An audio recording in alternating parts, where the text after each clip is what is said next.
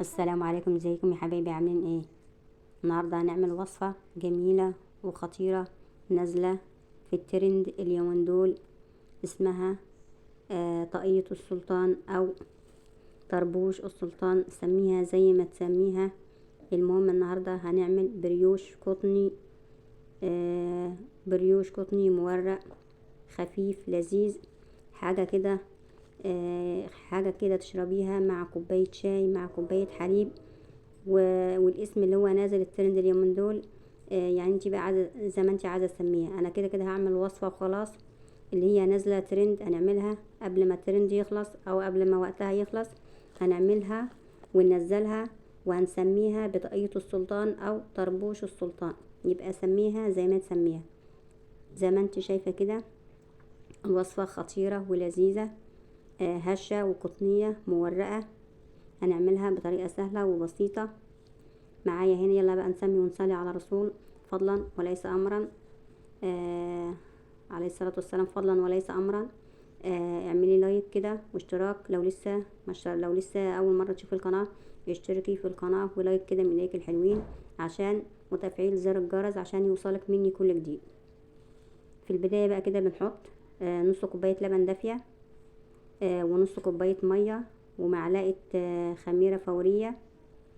هنحط نص معلقة صغيرة ملح. هنحط باكت فانيليا، وهنحط، انا حاطه نص كوبايه سكر. الوصفه الاساسيه فيها يعني في المقدار بتاع السكر في الوصفه هو ربع كوبايه سكر. لو انت حاطه حشوه، يعني لو هتحشيها شوكولاته حطي ربع سكر بس. انا طبعا مش حاشيه شوكولاته، هعمل لها حشوه من بره كده او صوص من بره بعد ما تستوي. يبقى انا هحط نص كوبايه سكر عشان تبقى السكر بتاعها مظبوط شويه. معلقه خل كبيره، بياض بيضة. طبعا معايا بيضة، هنشيل الصفار نركنه على جنب هنحتاجه بعدين. وهناخد بياض البيضة، معلقة خل طبعا عشان الزفارة، والفانيليا بقى طبعا عشان الزفارة. ربع كوباية زيت، تمام كده، ربع كوباية زيت زي ما انتوا شايفين. لو عندك فانيليا سايلة حطي، فانيليا بودر زي ما انا حطيت كده حطي، بس الفانيليا البودر احلى من الفانيليا السايلة. ودي نص معلقة صغيرة ملح. طبعا الوصفة ما فيهاش بيكنج باودر يا جماعة، الوصفة ما فيهاش بيكنج باودر.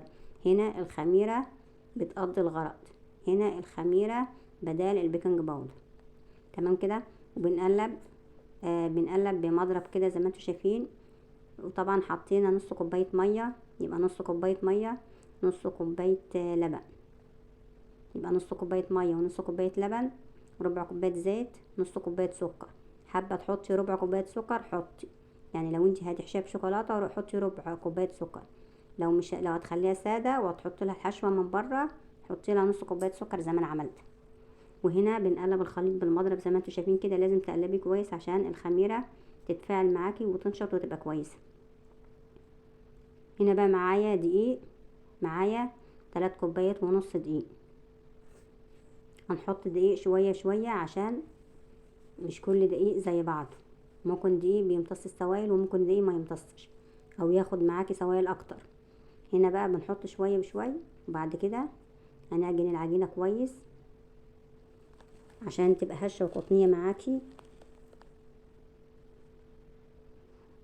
هنا العجينه تحس ان هي سمرة عشان الاضاءه عندي ما كانتش، يعني الاضاءه ما كانتش كويسه. هنا بقى نشيل المضرب خالص، وبعد كده هنلف العجين بايدينا، وبعد كده هنقطع العجينه لقسمين. هنعجن العجينه كويس وبعد كده هنقطعها، هنقسمها لقسمين. تابعي بقى الفيديو للاخر عشان فيه حاجات مهمه هتستفيدي منها.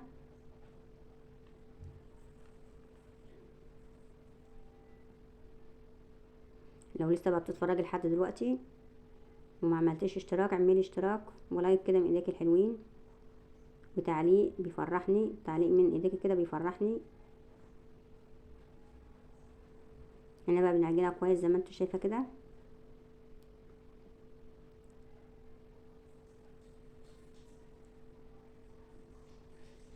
طبعا هنا قسمتها لاتنين هنا هحط معلقة زبدة واعجن العجينة تاني كويس او سمنة، وهنا هحط برضو معلقة زبدة او سمنة اللي موجود عندك المتاح عشان، وهنا النص التاني احط عليه معلقة كاكاو.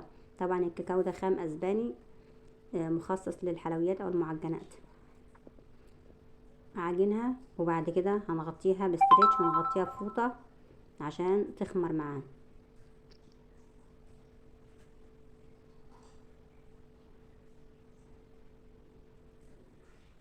طبعا مجرد ما تحطي معلقة السمنة او الزبدة هتحسي ان هي طرية معاكي عادي، مش هيجرى لها اي حاجة. لميها ولفيها كويس بالسمنة او الزبدة وهتبقى كويسة معاك. ما تخليش العجينة قاسية وناشفة عشان تبقى هشة وقطنية معاك، عشان تبقى هشة وقطنية.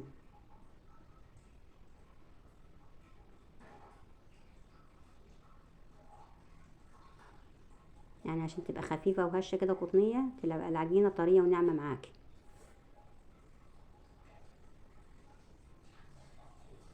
زي ما قلت لك العجينة مش سمرة، لا ده هي الإضاءة اللي جايبة ان شكل العجينة سمر. وهنا طبعا عجنت النص التاني بمعلقة الكاكاو ومعلقة الزبدة، وهنغطيه بستريتش زي ما قلت لك، وهنغطيه بقى بفوطة لحد ما يخمر وبقى نرجع لكم تاني.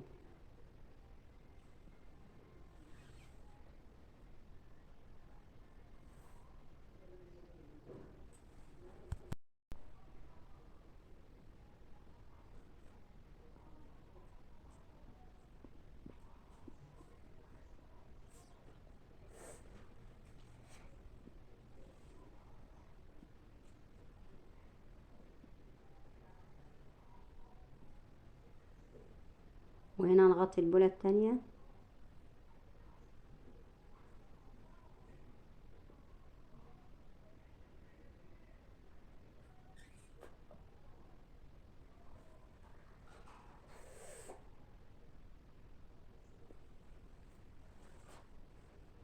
هنا هنغطي البولة التانية، وهنا بعد ما اختمرت نفرش مفرش كده وشوية دقيق، وهنفرد عليه العجينة اللي هي البيضة. هنفرد العجينة البيضة الأول، وبعد كده هنفرد العجينة اللي هي البني، وبعد كده هنضغطهم على بعض. تابعي معايا الفيديو.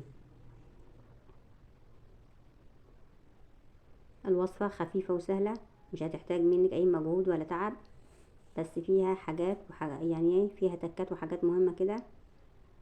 يعني ايه، ما تجريش الفيديو للآخر، لا اسمع الفيديو، ما تجريش الفيديو عشان ما يعني ايه، خلي الفيديو اسمعيه اسمعيه نقطة نقطة عشان تستفيدوا منه، عشان فيه حاجات مهمة. يعني لو جريت الفيديو ممكن تبقى حاجة في النص كده انت ما شفتهاش، او مقدار في النص، او مثلا حاجة مهمة كده في النص ممكن تعملي الوصفة تبوظ منك. فانتي اسمعي الفيديو للاخر عشان تستفيد. خسارة الحاجة غالية والمقادير غالية، فانت عشان ما تبوظيش الوصفة اتفرجي على الفيديو للاخر. هنا طبعا زي ما انت شايفة كده بنشابة بنفرد العجينة، يعني سمكها لا هي رقيقة أوي ولا هي تخينة قوي. وبعد كده هنشيل العجينة. طبعا انا عندي الحاجة اللي انا بعمل عليها صغيرة، مش هتاخد الاتنين جنب بعض، فانا هركنها على صينية كده، وبعد كده هفرد التانية وارجع احطها عليها.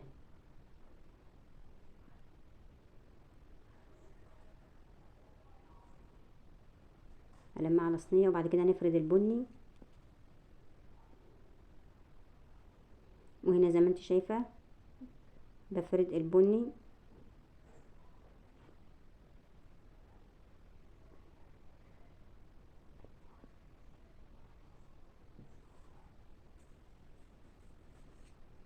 نفرد البني نفس السمك ونضغط عليها كده عشان تبقى لازقة فيها،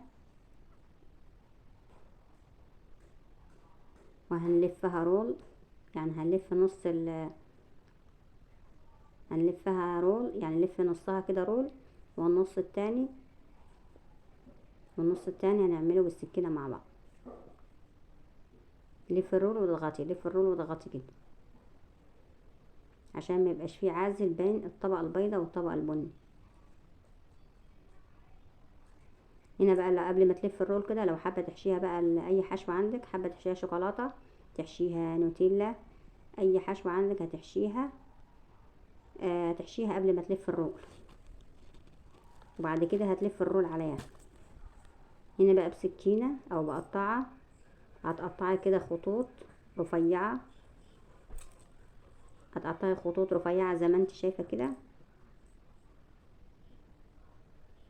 هنقطع بقى كل الكمية ونرجع لكم تاني.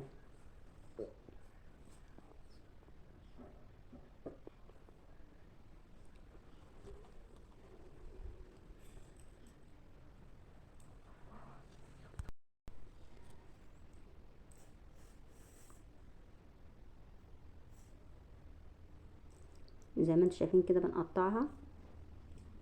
لازم القطع تكون يعني القطع الشريط يكون قد بعضه. بعد كده هنلفها،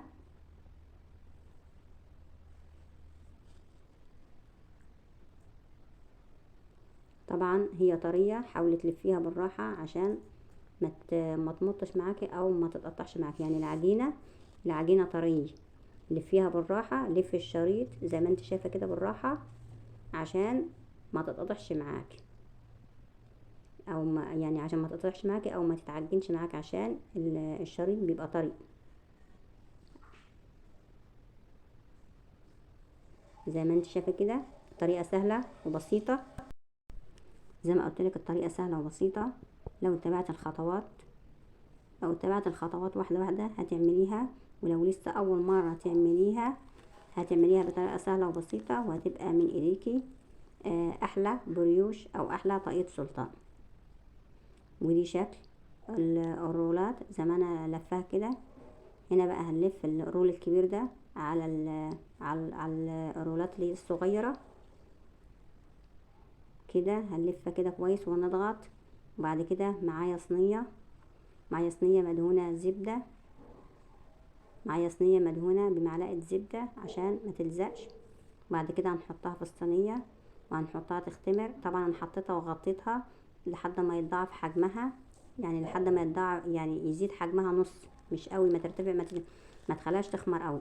وبعد كده معايا صفار البيضه اللي كنا راكنينها، ومعايا معلقه خل. لو ما عندكش لو ما عندكش خل هتحطي فانيليا، ومعلقتين لبن. زي ما انت شايفه كده هندهن الوش عشان يديكي اللون اللي انت شفتيه في اول الفيديو، لون احمر وجميل كده وذهبي. تمام كده. طبعا مسخنين الفرن، يعني وانا بدهنها كده كنت مسخن الفرن بقاله ربع ساعه. يبقى هتدهني الوش بعد ما تختمر، ويضاعف حجمها زي ما انت شايفه كده. هتدهني بقى الوش زي ما قلت لك.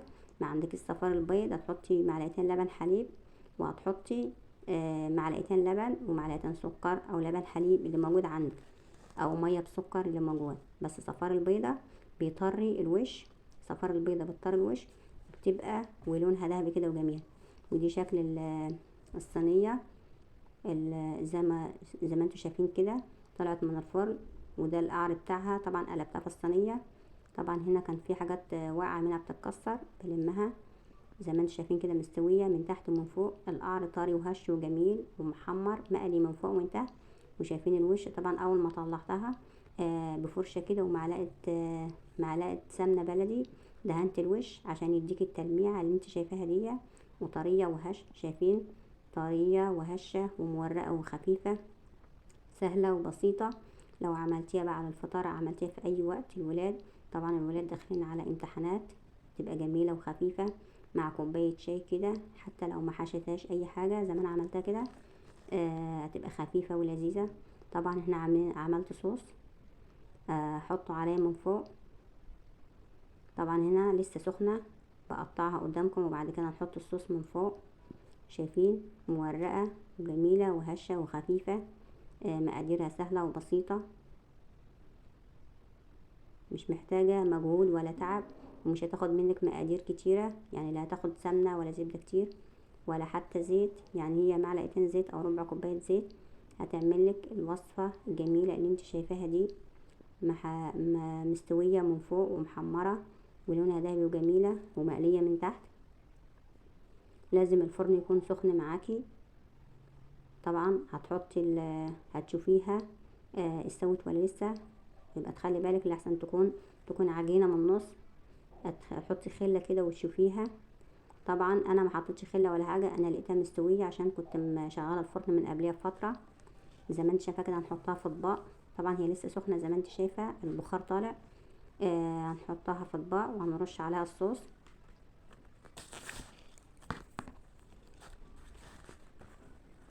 هنا طبعا كنت فاتحه الكيس اللي انتوا شايفينه ده كيس الحلواني.